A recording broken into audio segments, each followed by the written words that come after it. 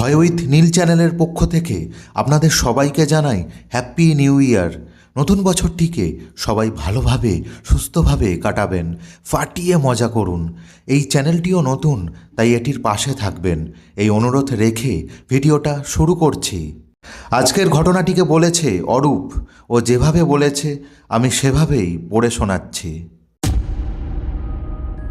Rail line, দিনে লক্ষ লক্ষ মানুষ যেখান থেকে যাতায়াত করে, রাতে সেই জায়গায় হয়ে ওঠে এক অন্য পৃথিবী। আমি অরূপ, পশ্চিমবঙ্গের বীরভূম জেলায় থাকি। আমি পেশায় ইন্ডিয়ান রেলওয়ের ট্র্যাক মেনটেন্যান্স কর্মী। আজ আমি আপনাদের আমার সাথে ঘটা এমন একটি ঘটনা বলবো, যা মনে করলে আজও আমার গায়ে কাঁটা দেয়, বুক ধড়াস করে ওঠে।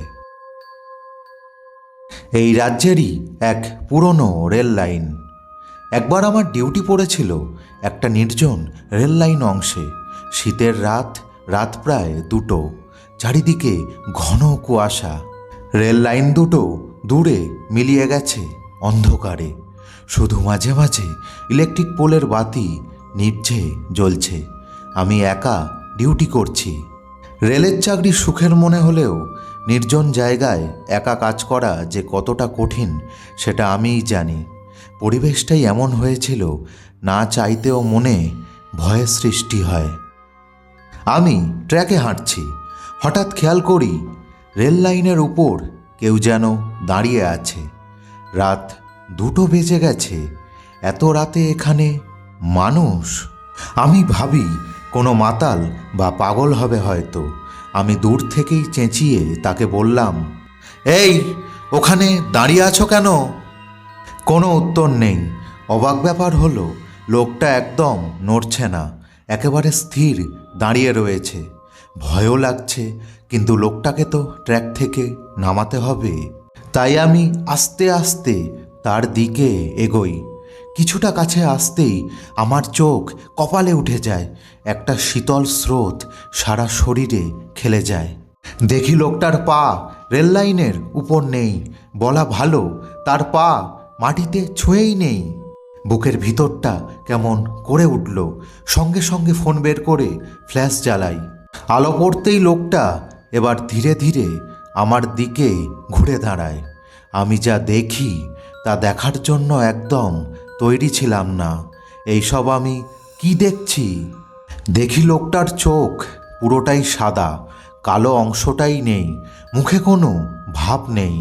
আর সবচেয়ে ভয়ঙ্কর ব্যাপারটি হলো, তার শরীরের মাঝ বরাবর রেল লাইনের দাগ, যেন কেউ তাকে 2 টুকরো করে কেটে দিয়েছিল। আমি এক পা করে পিছিয়ে আসি। ঠিক তখনই চারিদিকে হঠাৎ ট্রেন আসার শব্দ শুনতে পাই, কিন্তু তখন কোনো ট্রেন আসার তো কথা নয়। এমন সময় লোকটা আমাকে বলে, আমাকে ভালো করে দেখেছিস? তার গলা যেন রেল লাইনের ঘর্ষণের মতো। আমি দৌড়াতে যাই, কিন্তু পা নড়ছে না, কেউ যেন চেপে ধরে আছে। হঠাৎ লোকটা লাইনের উপর শুয়ে পড়ে, আর ঠিক সেই মুহূর্তে আমার কানে ভেসে আসে একটা ট্রেনের হর্নের শব্দ, যেন সেটি আমার উপর দিয়ে যাবে বলে তৈরি। মৃত্যু নিশ্চিত। আমি চোখ বন্ধ করি, শরীরের সমস্ত শক্তি দিয়ে চিৎকার করে পড়ে যাই। কিছুক্ষণ পর চোখ খুলি, দেখি সব শব্দ বন্ধ, কোনো ট্রেন নেই, রেল লাইন ফাঁকা, কেউ নেই। পরের দিন আমি আমার সিনিয়রকে বারবার জিজ্ঞেস করায় সে জানায়, 2011 সালে এক অজ্ঞাত ব্যক্তি ওই লাইনে ট্রেনে কাটা পড়ে মারা যায়। ট্রেনটি একেবারে শরীরের মধ্য দিয়ে গিয়েছিল, তাই দেহ শনাক্ত করা যায়নি। তারপরেও বেশ কিছুদিন ওখানে কাজ করতে হয়। আমি সেই লোকটিকে আর দেখতে পাইনি। বারবার মনে হয়েছে চাকরিটা ছেড়ে দিই, কিন্তু এই বাজারে একটা সরকারি চাকরি ছেড়ে দেওয়া সহজ নয়। ওই চাকরির ভরসাতেই আমার এবং আমার পরিবারের পেট চলে। আজও রাতে ট্রেনের শব্দ শুনলেই গায়ে কাঁটা দিয়ে ওঠে। আপনিও কোনোদিন যদি দেখেন রাত 2টোয় রেল লাইনে কেউ ট্রেনের অপেক্ষায় দাঁড়িয়ে আছে, দয়া করে কাছে যাবেন না, কারণ ওটা মানুষ নয়। সত্যি এই রকম শীতের টাইমে গায়ে কম্বল মুড়ি দিয়ে এমন সত্যি ভৌতিক ঘটনা শুনতে কার না ভালো লাগে। পরবর্তী ঘটনাটি বেশ নতুন ধরনের একটি ঘটনা। আপনারা হয়তো এমন ঘটনা আগে শোনেননি, তো চলুন শুনে নিই।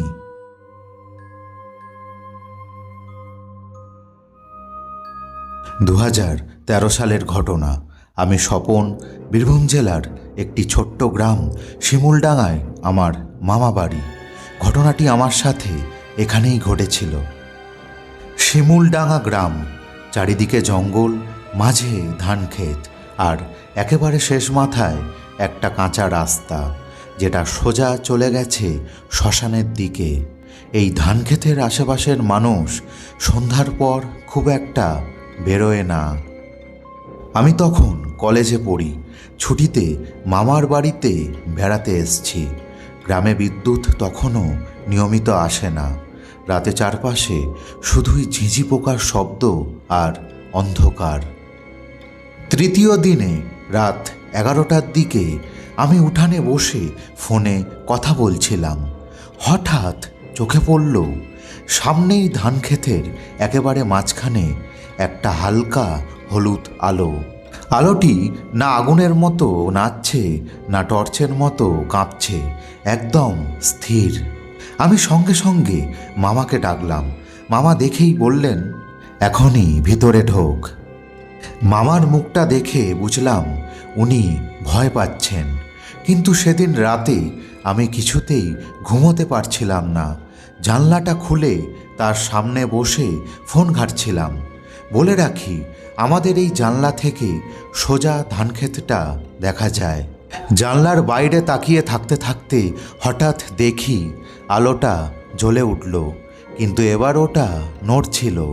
ধানক্ষেতের ভিতর দিয়ে ধীরে ধীরে সেটি আমাদের বাড়ির দিকে আসছে। মোবাইলের ঘড়িতে দেখলাম তখন বাজে রাত 1:30। বাড়ির সবাই ঘুমিয়ে পড়েছে।